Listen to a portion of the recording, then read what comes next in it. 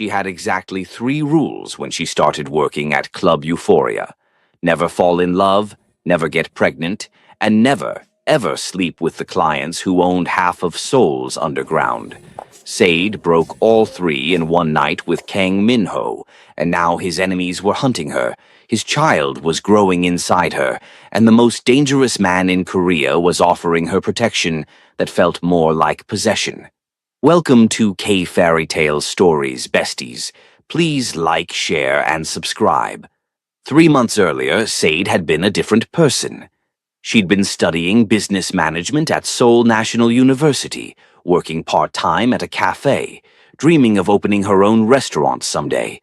Then her father collapsed during his shift at the factory. Stage 4 lung cancer. The hospital bills came like an avalanche, burying her family in debt they'd never escape. When the loan sharks started showing up at their apartment, when they started making threats about her younger brother and sister, Sade made a choice. She dropped out of university. She sold her textbooks, her laptop, everything of value. It wasn't enough. That's when her roommate mentioned Club Euphoria. High-end, she said. Clean, safe. The kind of place where foreign businessmen and wealthy locals paid thousands for a night with beautiful women. 1 month, her roommate promised. 1 month and you'll have enough for the surgery. Sade told herself it was temporary, told herself it didn't matter what she had to do if it meant her father lived, told herself she could survive anything for her family. The club itself was nothing like she expected. No dark alleys or seedy back rooms. Club Euphoria occupied the top 3 floors of a luxury hotel in Gangnam, all crystal chandeliers and marble floors and women who looked like they belonged on magazine covers. The madam, a sharp-eyed woman named Mrs. Choi, had looked Sade up and down with the calculating gaze of someone pricing merchandise. "You're pretty," she'd said. "Exotic. The foreign look works here. Men pay extra for that." Sade had signed the contract without reading it. Desperation made you stupid. Her first 2 weeks, she'd only worked as a hostess, pouring drinks, laughing at unfunny jokes, letting men touch her waist or her knee, but nothing more. She told herself this was manageable, told herself she could do this without crossing certain lines. Then Mrs. Choi called her into the office. "One of our most important clients requested you specifically," she said. "He saw you last week serving his table. He's willing to pay 5 million won for 1 night." Sade's hands had gone cold. "That's enough for the surgery," Mrs. Choi added. "All of it. 1 night and your father lives." That's how Sade found herself standing outside room 7 on a Friday night, wearing a red dress that barely covered her thighs, her heart hammering so hard she thought it might break through her ribs. She knocked twice. The door opened. And there he was. Kang Min-ho stood in the doorway like he owned not just the room but the entire world. He was tall, maybe 6 feet, with the kind of face that made women stop breathing. Sharp jawline, dark eyes that seemed to see straight through her, black hair pushed back from his forehead. He wore a black suit with no tie, the top buttons of his shirt undone. And he looked at her the way a predator looks at prey. "Come in," he said in perfect English. His voice was deep, controlled, the kind of voice that didn't need to be raised to command obedience. Sade stepped inside. The room was enormous, more like a luxury apartment than a hotel room. Floor-to-ceiling windows overlooking the city, a king-sized bed with black silk sheets, a sitting area with leather furniture. Min-ho closed the door behind her and she heard the lock click. The sound felt final. "Your name," he said. It wasn't a question. "Sade," she managed. Her voice came out smaller than she wanted. Min-ho moved to the bar in the corner, poured 2 glasses of whiskey. He handed her one. She took it with trembling hands. "You're new," he observed. "First night?" She nodded. He studied her for a long moment. And something in his expression shifted. Something that might have been disappointment or maybe curiosity. "Why are you here, Sade?" The question caught her off guard. "Because you paid for me to be here." That's not what I asked. He moved closer and she caught his scent, expensive cologne mixed with something darker, something that made her pulse quicken. Why are you really here? The honest answer slipped out before she could stop it. My father is dying. I need money for his surgery. Minho's eyes narrowed slightly. So you sold yourself. I did what I had to do. And what if I told you to leave right now? That I'd pay the full amount anyway? Sade looked at him, confused. Why would you do that? Because, Minho said quietly, you don't belong here. Everything about you screams that this is wrong. That you're terrified. That you're forcing yourself to be someone you're not. He finished his whiskey in one swallow. I don't sleep with women who don't want to be here. Relief and something else, something she didn't want to name, flooded through her. So I can go? You can go? He turned away from her, moved to the windows. The money will be transferred tonight. Tell Mrs. Choi that I was satisfied. Lie if you have to. Sade should have left, should have grabbed this miracle and run. But instead she found herself speaking. Why? Why would you pay for nothing? Minho didn't turn around. Because I know what it's like to do things you hate to protect the people you love. Because mercy is rare in my world, and maybe I need to practice it occasionally. Because looking at you makes me feel something I haven't felt in years, and that terrifies me more than any enemy I've ever faced. The confession hung in the air between them. Sade took a step toward him. Thank you, she said softly. Don't thank me, Minho replied. Just promise me something. Get the surgery for your father. Get out of this place. Go back to whatever life you had before. Forget you ever met me. Why? Because I'm not a good man, Sade, and women who get close to me tend to end up dead. He finally turned to face her, and the look in his eyes made her breath catch. So take the money, save your father, and stay far away from Kang Minho. She left the room in a daze. Mrs. Choi was waiting downstairs with a knowing smile and an envelope thick with cash. See? Easy money. You'll be a natural at this. But Sade barely heard her. Her mind was still in that room with a man who'd shown her unexpected kindness, a man whose eyes held shadows so deep she wanted to understand them, a man who'd looked at her like she was precious even though he'd paid to use her. She told herself that was the end of it. Told herself she'd never see him again. She was wrong. 2 weeks later, Sade's father had the surgery. The doctors said he had a good chance now, that the treatment was working. Her mother cried with relief. Her siblings hugged her, thanking her for saving their father without knowing how she'd gotten the money.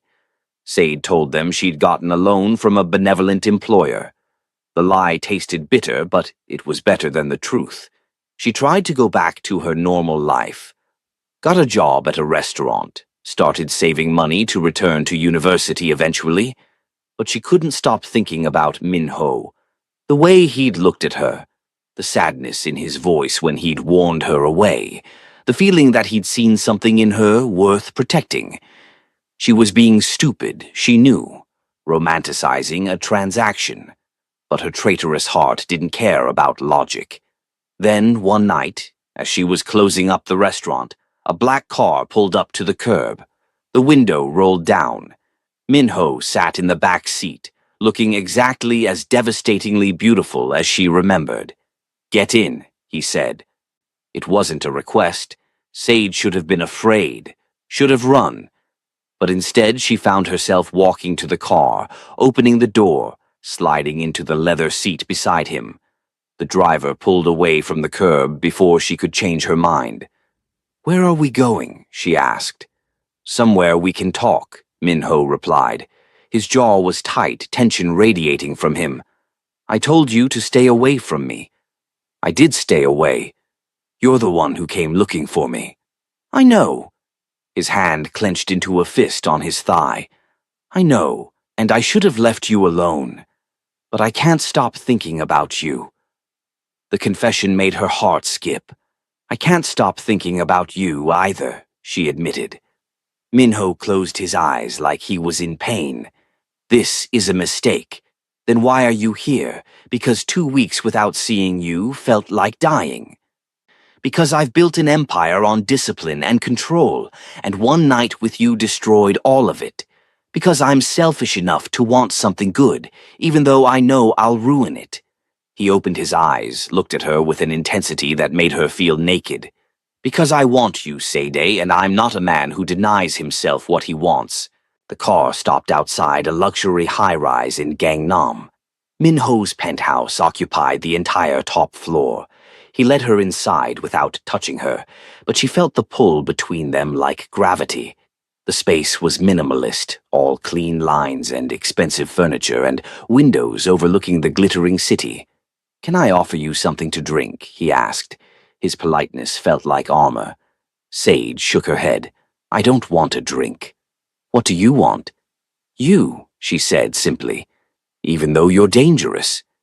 Even though this is probably the worst decision I'll ever make. I want you." Something in Minho's control snapped. He crossed the distance between them in 2 strides, his hands framing her face, his forehead dropping to rest against hers. "You don't know what you're asking for. Then show me." His kiss was nothing like she expected. It wasn't aggressive or demanding, it was desperate, almost reverent, like he was drowning and she was air. His hands slid into her hair, tilting her head back, and she melted into him. Every nerve in her body came alive. When he finally pulled back, they were both breathing hard. "I'm not gentle," he warned. "I don't do relationships. I don't know how to be soft." "I don't care," Sade said. "I just want tonight. Even if that's all we get." Minho searched her eyes for something, maybe permission or maybe absolution. Then he kissed her again, deeper this time, his hands sliding down her body with purpose. The world narrowed to just them, just this moment, just the way he made her feel like she was the only thing that mattered. He lifted her easily, carried her to his bedroom, laid her down on sheets that smelled like him. And then he showed her exactly what it felt like to be worshipped by a man who thought he was incapable of worship. The night blurred into sensation, his mouth on her skin, his hands learning every curve, the way he whispered her name like a prayer. Sade had never felt anything like this consuming need, this feeling of being completely wanted. When he finally moved inside her, when they became one in the most intimate way possible, she understood why this was dangerous. Because this wasn't just physical. This was something deeper, something that would leave marks on her soul. Minho held her afterward, his fingers tracing patterns on her back, and for a moment she let herself pretend this was real, that he was hers and she was his, and the world outside this room didn't exist. The next morning, Sade woke up alone. Panic seized her until she heard movement in the other room. She found Minho in his kitchen, shirtless, making coffee. The morning light painted him gold, highlighting the scars that decorated his torso, evidence of a violent life. He looked up when she entered, and something soft crossed his face before his usual mask slid back into place. "How do you take your coffee?" "Black is fine." He poured her a cup, handed it to her without touching her. Sade wrapped her hands around the warm mug, suddenly feeling awkward. "So what happens now?" Minho leaned against the counter, studied her with those dark eyes that saw too much. "Now you go back to your life and I go back to mine. That's it? One night and we pretend this didn't happen? That was the agreement." His voice was carefully neutral. "You said you just wanted tonight." Sade set down her coffee with more force than necessary. "What if I want more than one night?" "You don't. Trust me." Minho's jaw tightened. "My world is dangerous, Sade. The men I do business with, the enemies I've made, they'd use you against me in a heartbeat. Getting close to me is a death sentence. What if I'm willing to risk it? You're not. You're young, you have your whole life ahead of you. Go back to school. Open that restaurant you dreamed about. Find some normal guy who'll give you a normal life. His words were harsh, but she heard the pain underneath them. "And what about what you want?" she challenged. "Do you want me to walk away?" "More than anything," he said quietly. Then his control cracked. "And less than anything, I want you to be safe, Sade, even if that means being safe from me. But God help me, I also want to keep you here, locked in this penthouse where no one can touch you, where you're mine and only mine." The raw honesty of it stole her breath. "Then keep me. Don't be stupid. Don't be a coward." The words came out sharper than she intended. "You said you always take what you want, so take me. Stop pushing me away because you're afraid." "I'm not afraid." "Yes, you are. You're terrified that caring about me makes you vulnerable, that letting me in gives your enemies ammunition. But maybe," she stepped closer to him, "maybe I'm worth the risk. Maybe we both are." Minho stared at her like she was something impossible, something miraculous. Then he pulled her against him, kissed her hard and deep and possessive. "Stay," he murmured against her lips. "Stay with me. Just for today. I'll stay," she promised. That day turned into a week. Sade told her family she got a live-in position at a restaurant. The lie came easier this time. She moved into Minho's penthouse, and they existed in a bubble where the outside world didn't intrude. He was different when they were alone. Still intense, still commanding, but there was a gentleness to him that she suspected few people ever saw. He cooked for her, taught her Korean curse words, fell asleep with his head in her lap while she played with his hair. And at night he showed her pleasures she'd never imagined, mapped her body like territory he was claiming, whispered possessive promises in Korean that she didn't understand but felt in her bones. But the bubble couldn't last forever. Minho had a business empire to run, and that business was built on violence and blood. He tried to keep that part of his life separate from her, but Sade wasn't stupid. She saw the late-night phone calls, the tension in his shoulders, the way his men looked at her with barely concealed concern.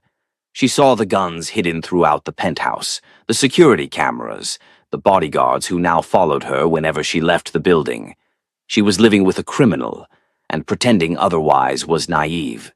The reality crashed down on her one evening when Minho came home covered in blood. Sade was in the living room reading when she heard the door open. She looked up and froze. Minho stood in the entryway, his white shirt soaked red, his knuckles split and bloody, his eyes empty in a way that terrified her. "Oh my God," she breathed, rushing to him. "Are you hurt?" "It's not my blood," he said flatly. "Then whose blood is it?" "Someone who tried to hurt what's mine." He looked at her and she saw fury in his eyes, barely controlled violence simmering beneath the surface. "Someone who made the mistake of mentioning your name in a way I didn't appreciate." The implication sank in. "You killed someone because of me." "I removed a threat. That's my job." His voice was cold, detached, nothing like the man who'd held her so gently the night before. "This is who I am, Sade. This is what I do. I protect what's mine by eliminating anyone who threatens it. If that disgusts you, if you can't handle it, then leave now before this goes any further." Sade should have been horrified, should have run from this man who just admitted to murder. But instead she found herself stepping closer, reaching for his blood-stained hands. "I'm not leaving." "Why not?" "Because I know you did it to protect me. Because I see the monster you have to be to survive your world, but I also see the man underneath.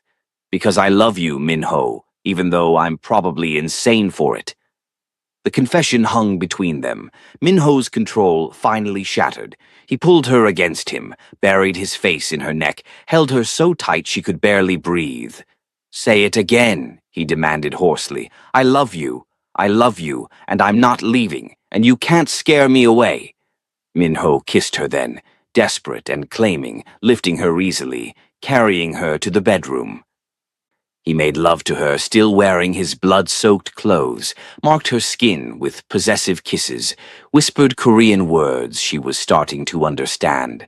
"Mine," he said over and over. You're mine, Sade. Only mine. Always mine. And she surrendered to it, to him, to this dangerous love that should have terrified her, but instead made her feel more alive than she'd ever been. After, as they lay tangled together, Minho spoke into the darkness. "I'll marry you." Sade's heart stopped. "What?" "Marry me. Make this official. Let everyone know that you're under my protection, that touching you means war." His hand splayed possessively across her stomach. "I want the world to know you're mine. That's not a proposal. That's a declaration. That's all I know how to give you. I'm not a man who gets down on one knee and makes romantic speeches. I'm a man who takes what he wants and destroys anyone who tries to take it from him. So I'm telling you, Sade, you're going to be my wife." The presumption of it should have made her angry. Instead, she found herself laughing. "You're insane. Completely and totally insane." "Is that a yes?" She rolled to face him, traced the sharp line of his jaw. "Ask me properly, and maybe I'll consider it." Minho's eyes softened just slightly. "Sade, will you marry me? Will you let me spend the rest of my life protecting you, providing for you, worshipping you? Will you give me the right to call you mine in front of God and everyone else? Will you trust me with your heart, even though I'm the most dangerous man you'll ever meet?" "Yes," she whispered. "Yes, I'll marry you." Minho kissed her then, deep and slow and full of promises neither of them knew if he could keep. But in that moment, wrapped in his arms, feeling safer than she'd ever felt, despite knowing exactly what kind of man he was, Sade chose to believe in impossible things, chose to believe that love could exist even in darkness, chose to believe that she and Minho could build something beautiful from blood and violence and desperate need. She was wrong about a lot of things, but she was right about one. She was his, completely and utterly his, and he was hers, and that belonging would be tested in ways neither of them could imagine. They were married 3 days later in a private ceremony that felt more like a business transaction than a wedding. Minho's lawyer officiated. 2 of his most trusted men served as witnesses, and the entire thing took less than 15 minutes. Sade wore a simple white dress Minho had bought for her. He wore his usual black suit, and when he slipped the ring onto her finger, a platinum band with diamonds that probably cost more than her family's house, she felt the weight of what she'd just done. She was married to a crime lord. She was Mrs. Kang Minho. She belonged to the most dangerous man in Seoul. And despite everything, despite the insanity of it all, she'd never been happier. Minho seemed different after the ceremony, more possessive, more attentive, like the ring on her finger had given him permission to claim her completely. He started bringing her to business dinners, introducing her as his wife with a pride that made her chest tight. He bought her clothes, jewelry, things she'd never dreamed of owning. He hired bodyguards to follow her everywhere, installed security systems in every room, made it clear to his entire organization that she was untouchable. And at night, he worshipped her body like it was sacred, made love to her with an intensity that left her breathless and aching and completely his. For 2 weeks, Sade lived in a dream. Then reality came crashing back. She'd been feeling off for a few days, nauseous in the mornings, exhausted by midday, her breasts tender in a way that made her uncomfortable. At first, she blamed it on stress, on adjusting to this new life. Then she missed her period. Panic set in immediately. She bought 3 pregnancy tests from 3 different pharmacies, took them all in the bathroom of Minho's penthouse while he was at a meeting. All 3 came back positive. Sade stared at those 2 pink lines and felt her world tilt. She was pregnant, with Minho's child, a child conceived in violence and passion and desperate need. A child that would tie her to him forever, that would make her a permanent target for his enemies, that would change everything. She was sitting on the bathroom floor, surrounded by positive tests, when Minho came home. He found her there 20 minutes later, tears streaming down her face. "Sade?" His voice was sharp with concern. "What's wrong? Are you hurt? She couldn't speak, just held up one of the tests with a shaking hand. Minho went very still. He took the test from her, studied it for a long moment, then looked at her with an expression she couldn't read. You're pregnant, she nodded. With my child. Another nod. Minho set down the test carefully, then dropped to his knees in front of her. His hands framed her face, thumbs wiping away her tears. Why are you crying? Is this not what you want? I don't know, she admitted. I'm terrified. Of what? Of everything. Of bringing a child into your world, of making them a target, of being a terrible mother, of you not wanting this. Minho's eyes softened in a way she'd never seen before. Sade, listen to me. I want this. I want you, and I want our child, and I will burn down the entire city before I let anyone hurt either of you. You're going to be an incredible mother, and our child will be the most protected person in Korea. He pressed his forehead to hers. This is a gift, not a curse. Do you understand? She wanted to believe him, wanted to surrender to the certainty in his voice, but fear was a living thing inside her chest. The next few weeks passed in a blur of doctor's appointments and security upgrades, and Minho's increasingly possessive behavior. He barely let her out of his sight, canceled meetings to go with her to checkups, hired a private physician to monitor her health, started planning for a nursery before she was even 3 months along. And while part of Sade appreciated his devotion, another part felt suffocated.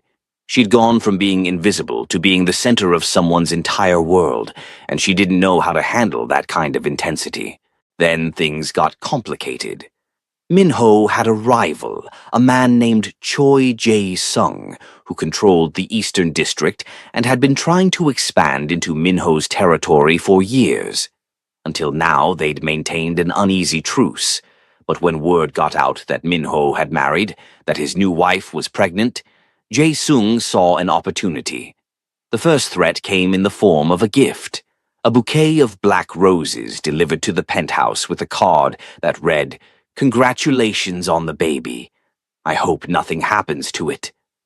Minho's rage when he saw it was terrifying. He immediately doubled her security, moved her to a safe house, refused to let her leave without an armed escort. Sade felt like a prisoner again, trapped in luxury but trapped nonetheless.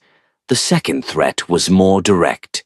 One of Minho's men was killed, his body left in a parking garage with a message carved into his chest.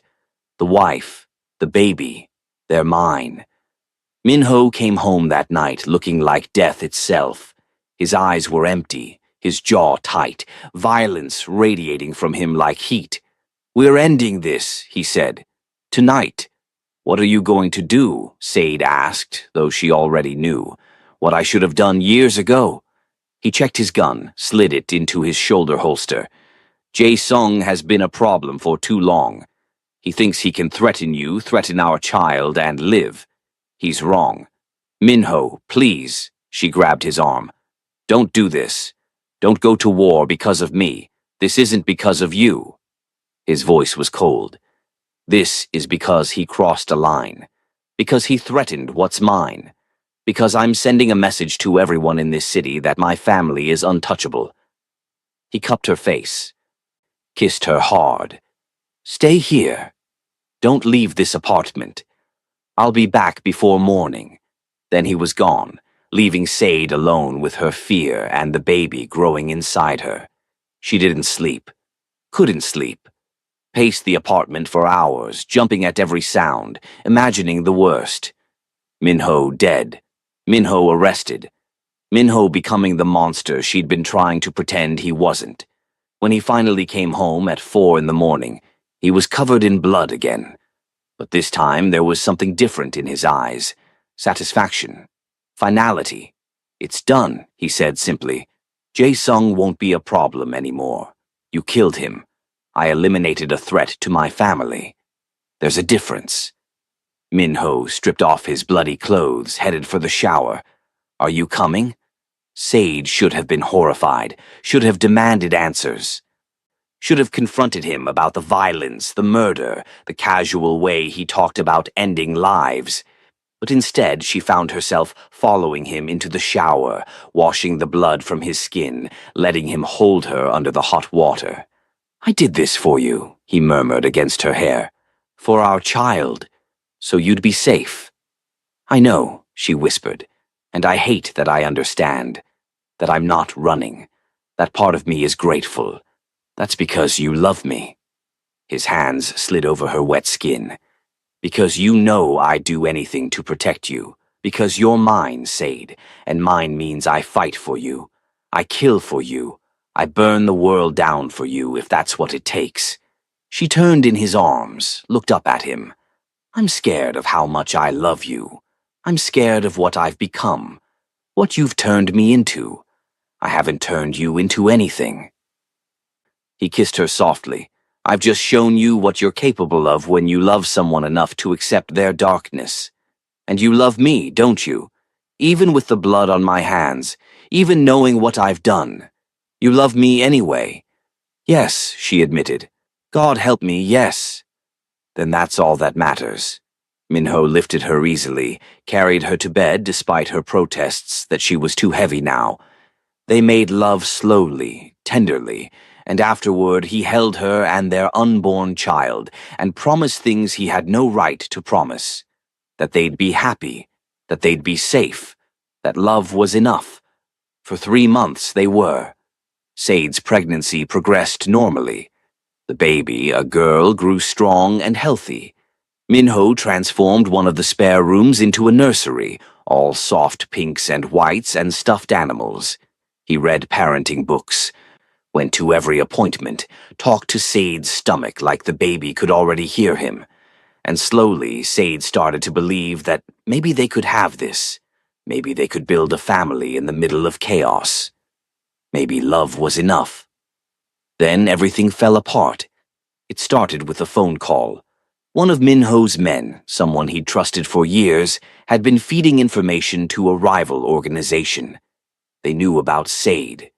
They knew about the baby, and they were planning something. Minho went into crisis mode immediately, moved them to a different safe house, changed all their security protocols, started sleeping with a gun under his pillow. The tension was suffocating. Sade could feel it in the way he touched her, like he was afraid she'd disappear. In the way he watched her constantly, like enemies might materialize from shadows. In the way he held her at night, possessive and desperate and scared, in a way he'd never admit. "I won't let anything happen to you," he promised over and over. "I'll die before I let them touch you." "That's what I'm afraid of," Sade admitted one night.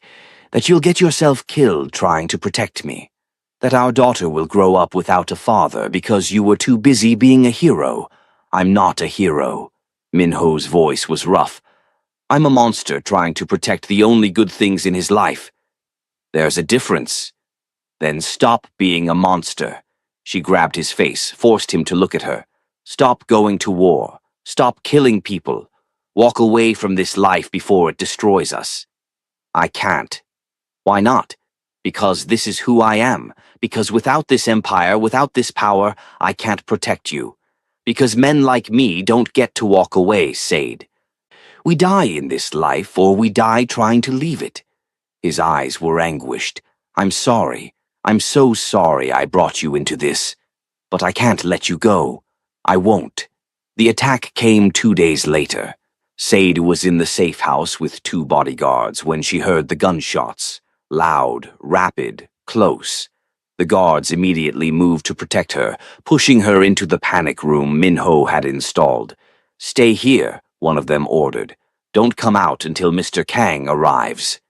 But Sade heard the screams, heard the sound of bodies hitting the floor, heard footsteps getting closer. The panic room door was reinforced steel, supposedly impenetrable, but she knew if they really wanted to get to her, they would. She pressed her hands to her stomach, to the baby moving inside her, and prayed to a god she wasn't sure existed anymore. "Please, please let us survive this. Please let Minho get here in time." The footsteps stopped outside the door.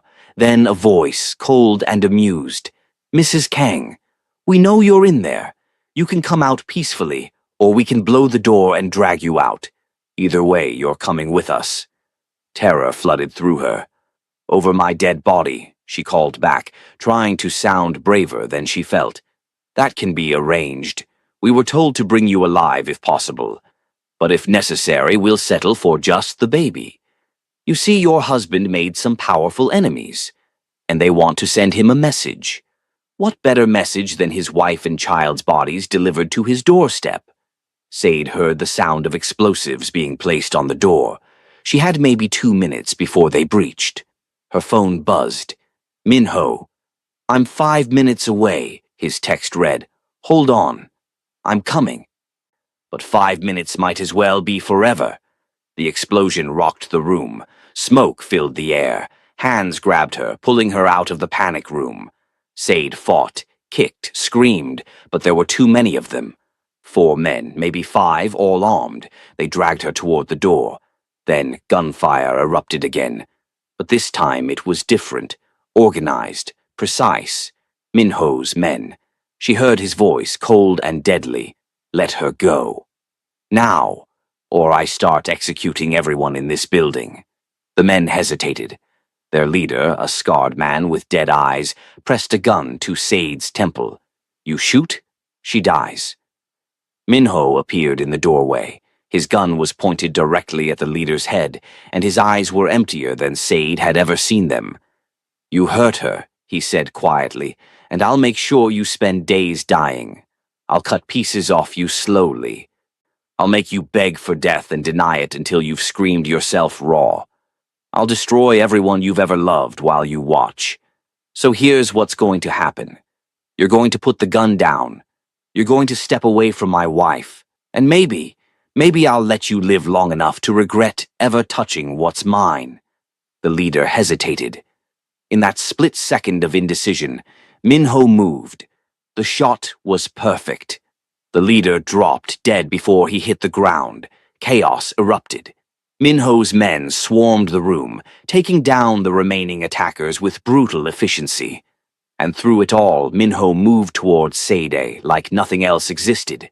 He caught her as her knees gave out, held her against his chest, his hands frantically checking her for injuries. "Are you hurt? Did they touch you? Is the baby okay?" "I'm fine," she managed. "We're both fine. Thank God." His voice broke. "Thank God."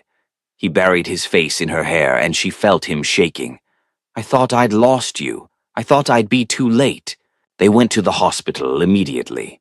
The doctor confirmed what Sade already knew. The baby was fine. Strong heartbeat, normal movement, no complications despite the trauma. But Sade couldn't stop shaking, couldn't stop seeing those men's faces, couldn't stop hearing the threat that they'd take her baby. Minho sat beside her hospital bed, holding her hand, and for the first time since she'd met him, he looked defeated. "This is my fault," he said quietly. "All of it. I brought you into my world knowing how dangerous it was. I got you pregnant knowing you'd be a target. I've been selfish and stupid, and I've nearly gotten you killed twice now." His grip tightened. "I can't do this anymore, Sade. I can't keep risking you." "What are you saying?" "I'm saying I'm walking away. From the organization, from the empire, from all of it." Her heart stopped. "Minho, you can't. You said yourself that men like you don't get to walk away. Then I'll be the first." His eyes were fierce. "I'll dismantle everything I've built. I'll hand power to someone else. I'll take you and our daughter somewhere safe, somewhere far from Seoul, somewhere my enemies can't find us. I'll give up everything if it means you're safe. But what about your men? Your responsibilities? They'll understand. And if they don't, that's not my problem anymore." His hand moved to her stomach. "You and this baby are my priority now. Nothing else matters." Sade saw the determination in his face and knew he meant it. This man who'd built an empire on blood and fear was willing to walk away from it all for her, for their family. The magnitude of that sacrifice made her chest tight. "I love you," she whispered. I love you so much it terrifies me. I love you more. Minho leaned forward, pressed his forehead to hers. You and our daughter are my entire world. I'll spend the rest of my life proving that. The transition took 2 months. Minho carefully dismantled his organization, distributing territory and resources to trusted lieutenants, making sure everyone understood that he was out. Some people accepted it. Others didn't. There were threats, attempts at retaliation, moments where Sade thought they wouldn't make it. But Minho was methodical, ruthless in his extraction from the criminal world he'd spent years building. By the time Sade was 8 months pregnant, they were ready to leave Seoul. Minho had bought a house in Jeju Island, far from the city, isolated and secure. They would start over there. He'd already set up a legitimate business, a security consulting firm that would give them income without the criminal element. It wasn't the empire he'd commanded, but it was honest work. It was a future their daughter could be proud of. The night before they left Seoul, Minho took Sade to the penthouse one last time. They stood at the windows overlooking the city, his arms wrapped around her from behind, his hands resting on her swollen belly. "Any regrets?" she asked, "about giving all this up?" "None." His voice was absolute. "I'd give up 1,000 empires for you. For her." He pressed a kiss to her temple. "You're my empire now, Sade. You and our daughter. Everything else was just preparation for finding you." She leaned back against him, let herself believe in impossible things, in redemption, in second chances, in love being enough to overcome even the darkest past.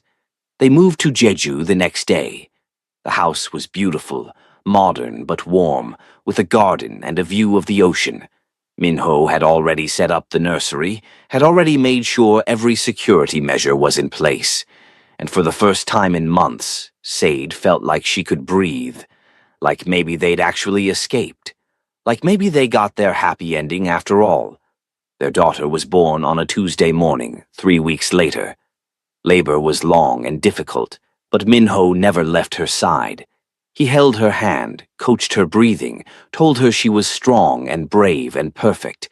And when the doctor finally placed their baby girl in Sade's arms, when she looked down at that tiny, perfect face, she understood why people said love changes everything. Because it did. This little girl, this perfect combination of her and Minho, was worth every moment of terror and pain and sacrifice. Minho looked at his daughter with tears streaming down his face. "What should we name her?" he asked. Sade thought for a moment. "Hope. Her name is Hope, because that's what she represents. Hope for a better future. Hope that we can be more than our past. Hope that love really can conquer everything." Minho kissed Sade's forehead, then gently touched Hope's tiny hand. "Hope it is. Perfect." He looked at both of them with such overwhelming love that Sade's heart ached. "My girls, my beautiful girls, I promise you both, I'll spend the rest of my life being worthy of this. Being the man you deserve, being the father she needs." "You already are," Sade said softly. "The monster is gone, Minho. This is who you really are. A man who loves his family enough to give up everything for them. That's not weakness. That's strength." He smiled then, really smiled, and Sade saw the boy he must have been before. Life hardened him into something dangerous. "I love you," he said. "Both of you. More than I thought I was capable of loving anything." The first few months were an adjustment. Minho wasn't used to the mundane tasks of fatherhood, changing diapers and warming bottles, and functioning on 3 hours of sleep. But he approached it with the same intensity he'd brought to everything else in his life. He was methodical about feedings, obsessive about Hope's health, gentle in a way that made Sade fall in love with him all over again. Watching him rock their daughter to sleep, singing softly in Korean, was better than anything his empire had ever given them. They built a life on Jeju that was quiet and normal and beautiful. Minho's security firm did well enough to keep them comfortable. Sade started taking online classes again, working toward finishing her degree. And Hope grew, healthy and happy and loved beyond measure. 6 months after they'd left Seoul, Sade woke up to find Minho standing by Hope's crib, just watching their daughter sleep. She joined him, slipped her hand into his. "What are you thinking about?" she asked. "How close I came to losing this. How many times I almost destroyed the best thing that ever happened to me because I was too proud or too scared or too stupid to choose differently." He looked at her. "I don't deserve this, Sade. This peace, this family, this happiness." "Maybe not," she agreed, "but you're getting it anyway. Because sometimes love isn't about deserving. It's about choosing, and I choose you. Every day, in every version of this life. I choose you." Minho pulled her close, kissed her deeply. "Marry me again," he said. "What?" "We're already married." "I know. But the first time was just paperwork and witnesses and survival. I want to do it right this time. I want to stand in front of people who matter and promise you forever. I want Hope to see her parents choose each other. I want to prove that we're more than just a transaction that turned into love. We're a family, and families deserve beautiful beginnings." Sade laughed through sudden tears. "You're ridiculous. Is that a yes?" "Yes. Yes, it's a yes. I'll marry you again. I'll marry you 100 times if that's what you want." They renewed their vows on the beach 6 months later, with Hope in Sade's arms, and the ocean as their witness. Minho wore white for the first time in his life, and Sade wore a dress the color of sunset. His vows were simple but devastating. "I was a monster until you," he said. "I was darkness until you brought light. I was lost until you gave me a reason to be found. You saved me, Sade. You and Hope saved me. And I'll spend the rest of my life being grateful for that. For you. For this. For us." Sade's vows were just as raw. "You scared me at first," she admitted. "Your power, your violence, your intensity. But underneath all that, I saw a man who was desperate to be seen, to be known, to be loved for who he really was, not what he'd become. So I'm promising you now in front of the ocean and the sky and our daughter. I see you, I know you, and I love every part of you. The monster and the man, the darkness and the light, all of it." When they kissed, sealing promises they'd already kept 1,000 times over, Hope giggled in her mother's arms, as if she understood that this moment mattered, that this was what love looked like when it survived everything trying to destroy it, that her parents had fought through hell to give her a world where love was possible. That night, after Hope was asleep, Minho and Sade lay in bed talking about the future, about maybe having another baby, about Sade's restaurant dreams finally becoming reality, about teaching Hope to be strong and kind and brave, about all the ordinary miracles that made up a life well lived. "I never thought I'd have this," Minho admitted in the darkness. "A family, peace, a reason to wake up that wasn't about survival or power or revenge. You've given me everything, Sade, everything I didn't know I needed." "You gave me yourself first," she reminded him. "Your trust, your heart, your willingness to change. I just loved you through it. That's not nothing." He pulled her closer. "I'm going to love you until the day I die. And even then I'll find a way to love you in whatever comes after. That's not romantic. That's obsessive." He grinned in the darkness. "I'm a reformed crime lord. Obsessive is kind of my thing." "Fair point," she laughed. Years passed. Hope grew into a bright, fearless little girl who had her father's intensity and her mother's warmth. Minho's security firm expanded, became legitimate and successful. Sadie opened her restaurant, a small place that served fusion food and became beloved in their community. They had another baby, a boy they named Jin, who was just as perfect as his sister. And through it all, through the mundane chaos of family life, Minho and Sade held on to each other. held on to the love that had saved them both, held on to the promise that no matter how dark their beginning had been, their ending would be full of light. On their 10th wedding anniversary, Minho took Sade back to Seoul, just for a day, just to show her how far they'd come. They stood outside Club Euphoria, closed now and converted into something else, and remembered the night that changed everything. "I broke all my rules for you," Sade said softly. "Never fall in love, never get pregnant, never sleep with dangerous men. I'm glad you did." Minho wrapped his arms around her. "Because I broke all mine for you too. Never care about anyone more than power. Never let anyone see weakness. Never believe in things like love or redemption or second chances." He kissed her temple. "You made me believe in impossible things, Sade. You made me believe I could be more than my worst choices." "You are more," she insisted. "You're a husband, a father, a good man who made bad choices and then made better ones. That's all any of us can do. Choose better, love harder, fight for the people we care about. And you did that. You gave up everything for us." "I'd do it again," he said, 1,000 times, in every lifetime. I'd choose you. I'd choose our family. I'd choose this beautiful, messy, impossible love. Always. They went home to Jeju that night, to their children sleeping peacefully, to the life they'd built from blood and fear and desperate need.